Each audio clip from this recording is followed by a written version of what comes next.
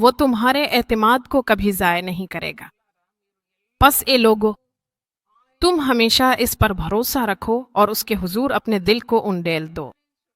مجھے یہ بات بہت پسند ہے۔ مقدس کتاب کہتی ہے کہ انڈیل دو، اللہ کے حضور سب کچھ بیان کرنا چاہیے۔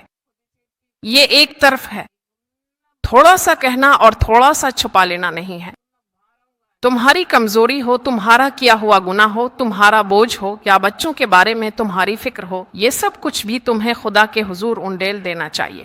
انڈیل دینا کتنا معنی خیز لفظ ہے۔